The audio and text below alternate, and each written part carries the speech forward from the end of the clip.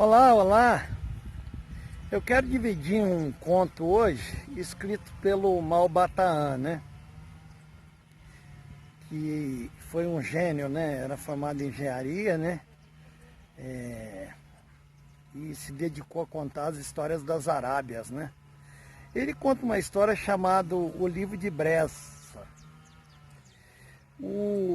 Ele conta a história de um alfaiate que morava na Babilônia, o nome dele era Enedim. O Enedim era um alfaiate muito trabalhador e muito inteligente. Dia e noite vivia lá costurando, né, suas roupas para os homens famosos da Babilônia. Mas ele tinha lá seus desejos normais da vida, né? Tinha vontade de ficar rico, tinha vontade de crescer, tinha vontade de morar numa casa melhor. Todo ser humano tem essas vontades que não prejudicam ninguém, né? Um dia Enedim estava em casa, né, passou um mercador vendendo umas bugigangas lá. Ele saiu lá para ver, atendeu o mercador, ficou olhando e tal. E no meio das bugigangas ele encontrou um livro. Mas não dava para saber o que estava escrito. Né, nas letras da capa do livro, estava escrito em outros idiomas, né? O livro estava escrito em hierígrafos do egípcio, estava escrito em grego, estava escrito na língua dos judeus, hebraico, estava escrito na língua dos fenícios, dos persas. E ele se interessou pelo livro. A palavra bressa significa saber, né? Mas ele não sabia de nada disso. Mas o livro chamou muito a atenção dele. E o homem pediu 3 dinares. O preço do livro era um preço muito alto. Ele só tinha 2 dinares. E ele fez uma proposta e ficaram ali tentando negociar, tal, né? O povo da Ásia gosta muito disso, né? Os turcos, né? Os árabes gostam muito de negociar. Ele acabou comprando o livro, o mercador acabou vendendo para ele. Ele pegou esse livro, foi ali olhando, fazendo pesquisa. E ele se lembrou que foi contado uma vez que tinha um livro chamado O Tesouro de Bressa, que o homem que achasse esse livro ficaria rico. Ele lembrou dessa história. E ele começou a se dedicar ali, entendeu? A pesquisar, a estudar as línguas, estudar e tal. E era inteligente, foi adiante.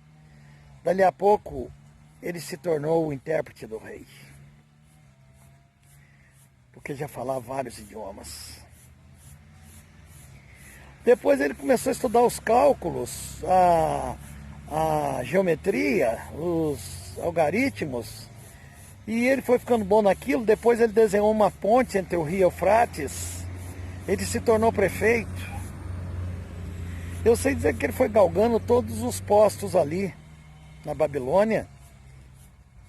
E se tornou um homem muito rico. E um dia, ele conversando com um líder religioso, né? Ele até conversou sobre isso. Ele diz, olha, esse livro, havia uma promessa que quem lesse esse livro ficaria rico. Mas o Enedim ainda não se percebia, né? Ele virou um vizir, né? Ele agora era um vizir. O sacerdote deixou ele falar à vontade, depois sorriu para ele e falou, olha, você se tornou esse homem. Sabe por quê? Porque o Tesouro de Bressa é o seguinte, os livros estão cheios de grandes e bons conteúdos. E isso é possível aos homens, desde que eles sejam trabalhadores e se dediquem. Eles vão se desenvolver, eles vão crescer. E isso aconteceu com você. O segredo do livro de Bressa aconteceu com você. Você se tornou um vencedor. Pessoal, eu estou falando agora de coisas humanas. Humanamente falando, o homem só pode mudar o seu status se ele estudar, se ele amar os livros, se ele gostar dos livros, se ele fizer dos livros seus amigos. O nosso grande Monteiro Lobato diz que um país se faz com homens e com livros. Castro Alves diz, ó bendito que semeia livros, livros à mão cheia e manda o povo a pensar. Não é decoreba, não. É dedicar, é ler os livros, né? Tem livros para tudo, né? Livros que ensinam a cozinhar, né? Livros que ensinam línguas, livros que ensinam gramática, livros que ensinam histórias, línguas que ensinam fatos. Nós temos aí uma biblioteca riquíssima, vasta, quantos livros interpretados. Isso é de um grande valor. Talvez não vamos encontrar com alguns dos grandes escritores do mundo, mas seus livros chegam em nossas mãos. Na Grécia Antiga, a palavra de transmissão de conhecimento, a palavra é ethos, porque o conhecimento era oral. Na época de Moisés também, o conhecimento era oral. Quando ele escreveu o Pentateuco, Deus mandou que os pais contassem para os filhos. Até que chegamos no século XVI, na Alemanha, com John Gutenberg, tivemos a criação da prensa, né?